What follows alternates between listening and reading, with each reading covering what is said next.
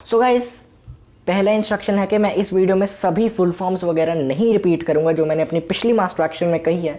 सो अगर आपने वो वीडियो नहीं देखी है तो यहाँ पे लिंक आ रहा होगा, वो आप चेकआउट कर सकते हैं। So hey guys, myself Kaushal and I welcome you to one more master action which is master action number 12, 13, 14 क्या थी।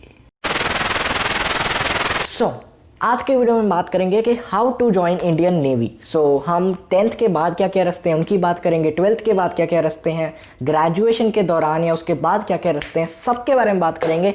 So without any further delay let's start the video.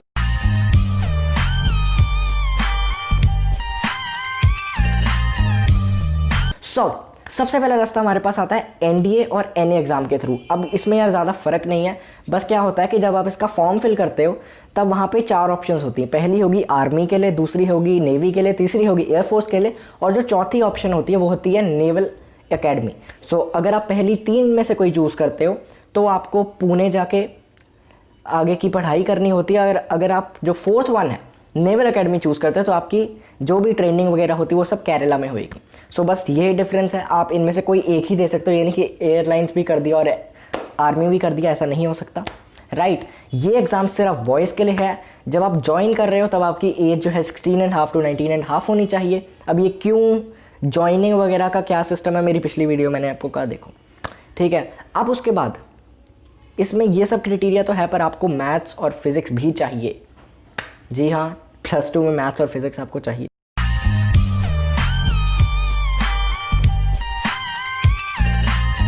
जो अगला रास्ता हमारे पास निकल के आता है वो है सीडीएस एग्जाम के थ्रू। इसे भी सिर्फ बॉयज़ दे सकते हैं और वही बॉयज़ दे सकते हैं जिन्होंने ग्रेजुएशन की है इन इंजीनियरिंग या फिर वो ग्रेजुएशन के फाइनल ईयर में है। ओके, इसमें एज आपकी होनी चाहिए 18 to 23, ना इससे ज़्यादा ना इससे कम, जब आप ज्वाइन कर रहे हैं।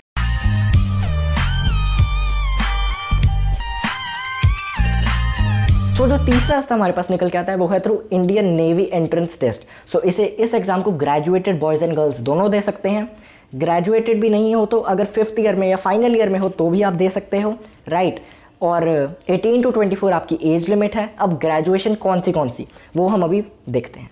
सो ग्रेजुएशन में या तो आपने इंजीनियरिंग की हो या फिर बीएससी या बीकॉम की हो with post graduation diploma in finance, logistics, supply chain management और मटीरियल मैनेजमेंट, या आपने एमसीए किया हो या फिर एमएससी की हो इन IIT, maths, operational research, physics, meteorology, oceanology, atmospheric science. अगर आपने 10th में पीसीएम लिया था और उसमें 70% से ज़्यादा या 70% स्कोर किए थे, अगर आपके जेईई मेन का रैंक अच्छा आया था, कॉम्पिटिटिव आया था, अगर आप एक लड़के हैं तो आप डायरेक्ट एंट्री आपको मिल सकती है।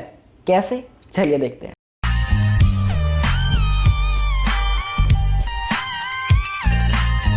अगला हमारे पास है कि +2 BTech direct entry for boys only. So जैसे कि मैंने पहले सारे बता दिए क्या क्राइटेरिया वगैरह है। अगर आपका वो मैच होता है सो आप बिना कोई एग्ज़ाम दिए सीधा इंटरव्यू में जाके पास आउट हो सकते हैं।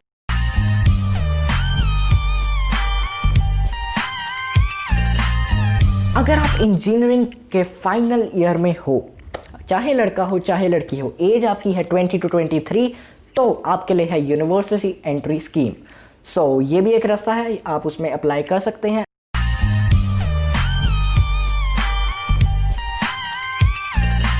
नेक्स्ट रास्ता हमारे पास आता है एग्जीक्यूटिव ब्रांचेस का। इसकी कोई ज़्यादा इन्फॉर्मेशन हमें नहीं दी जाती है बट आप इनके ऑफिशियल वेबसाइट पे चेकआउट कर सकते हैं। सो एज आपकी होनी चाहिए 18 to 24। अगर आप इंजीनियरिंग ग्रेजुएट हैं, चाहे मेल है चाहे फीमेल है, आप इसके लिए अप्लाई कर सकते हैं। सो अगला हमारे पास आता है आरटीसी फॉर अप्रेंटिस और सीनियर सेकेंडरी रिक्रूटमेंट सेलर्स। इन दोनों का कॉमन एंट्रेंस एग्ज़ाम होता है। ये जो एए है वो टेक्निकल स्टूडेंट्स के लिए है और जो एसएसआर है वो नॉन टेक्निकल स्टूडेंट्स के लिए है। जो एए है उसमें आपकी पूरी कंट्री में से जो टॉप होंगे उनको लिया जाएगा और जो एसएसआर है उनमें जो आपके स्टेट वाइज टॉपर्स होंगे उनको लिया जाएगा, राइट। अब जो एए है उसमें आपके 60% चाहिए आपको 12th में और उसमें फ़र्क ही नहीं पड़ता आपके कितने परसेंट आए, यहाँ पर अप्लाई कर सकते हैं, एसएसआर में अप्लाई कर सकते हैं। सो इन दोनों के लिए आपकी एज होनी चाहिए 16.5 to 19.5। अगर आप एए के लिए अप्लाई करना चाहते हैं सो आपके फिजिक्स और मैथ्स होनी चाहिए 12th में विद 60%। ऑल ओवर 60% आने चाहिए, और दूसरे में कुछ ऐसा फ़र्क नहीं पड़ता जैसे मैंने कहा। और तो ये टेस्ट देने के बाद आपका फिजिकल टेस्ट होगा, फिर मेडिकल टेस्ट होगा, उसके बाद आप सेलेक्ट कर लिए जाओगे।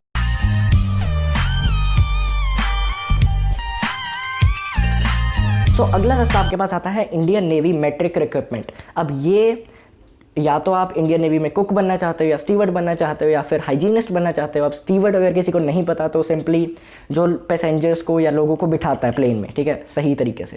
सो उसमें अगर आप जाना चाहते हो, 10th पास आउट है, मतलब जो ज़्यादा ग्रेजुएट नहीं है, 10th पास आउट है, वो कर सकते हैं अप्लाई। एज आपकी होनी चाहिए 16.5 to 19.5 जब आप अप्लाई कर रहे हो। और ऑनलाइन टेस्ट होगा आपका, उसके बाद आपका फिजिकल टेस्ट होगा, फिर मेडिकल टेस्ट होगा, फिर आप रिक्रूट कर लिए जाओगे एज पर द कंडीशंस।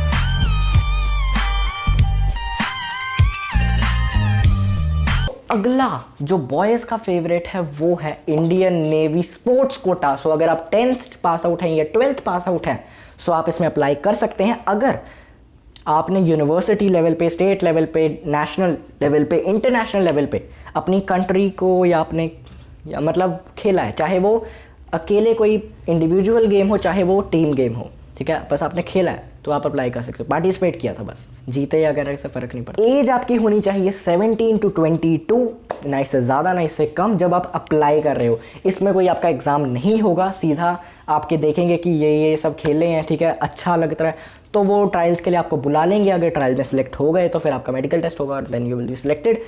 और ये सिर्फ बॉयज़ दे सकते हैं, जो पिछला मैंने बताया वो भी सिर्फ बॉयज़ ही दे सकते हैं।